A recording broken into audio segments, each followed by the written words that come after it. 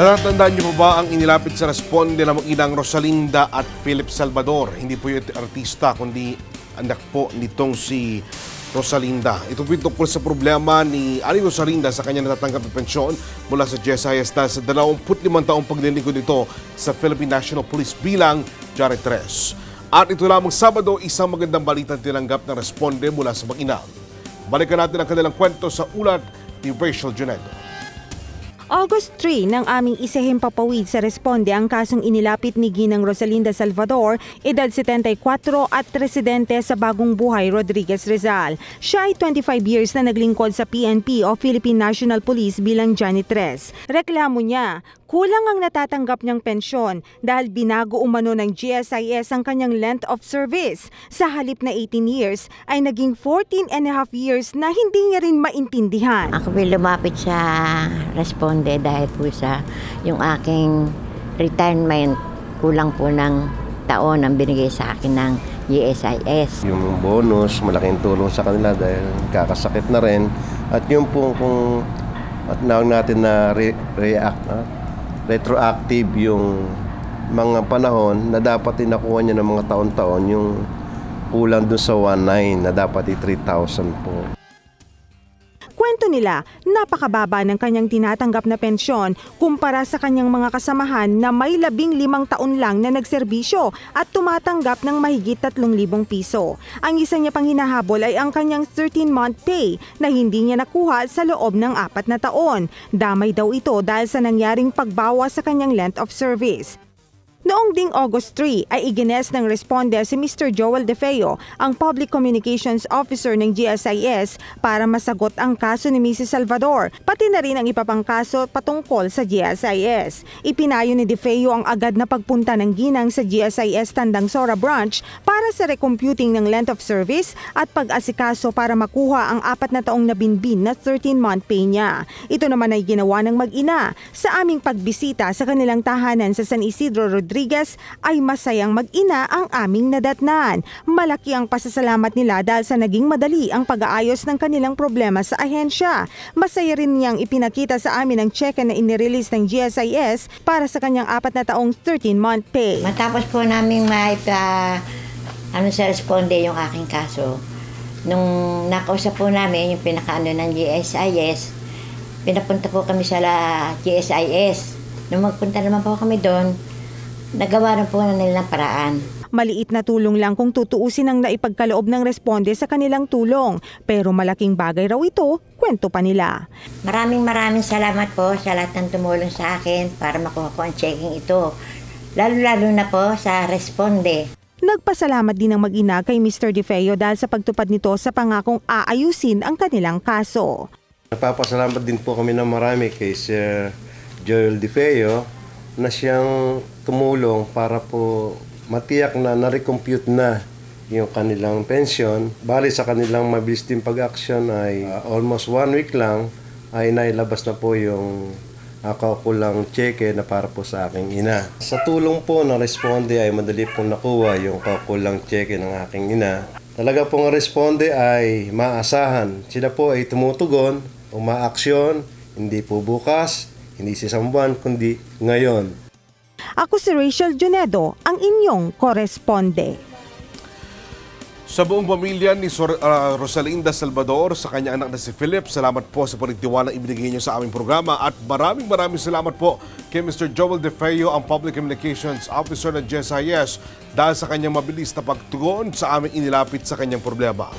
Higit po sa karangalan at papuring aming tinatanggap ay ang aming kaligayahan na kayo'y aming mapaglingkuran dahil higit ang aming kagalakan kapag may naisasara kaming kaso. Para sa amin, ang kaso ito ay ganap ng case closed.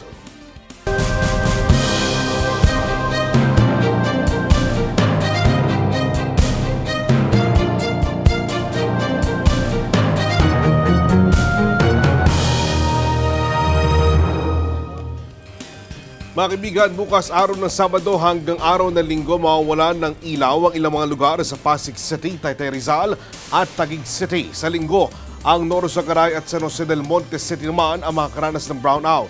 Narito ang mga apektadong lugar.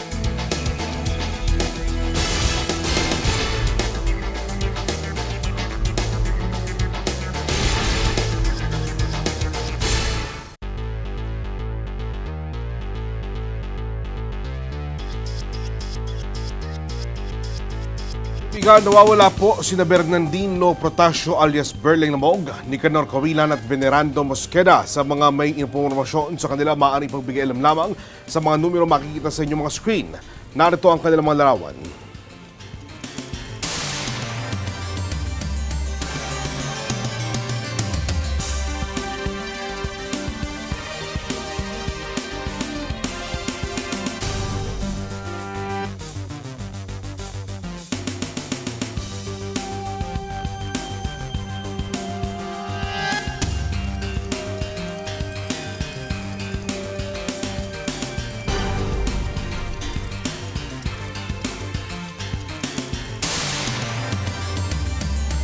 Samantala, narito naman ang mga batang nawawala at kinukop ng DSWD. Nananawagan po ang ahensya sa mga magulang ng mga batang ito makipag-ugnayan lamang sa kanilang tanggapan o sa aming pong programa. Tawag lamang po 491-7844 or mag-text sa 0932-525-0268. Narito ang kanilang mga larawan.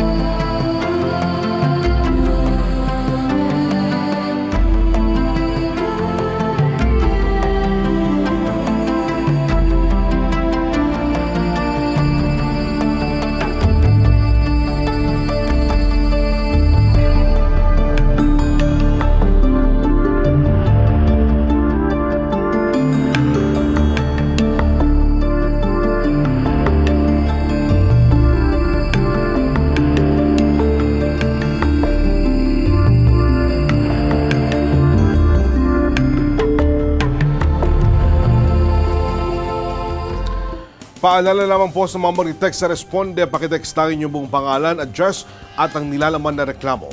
Narito naman ang mga numero at iba pang detalye maaari nyo tawagan.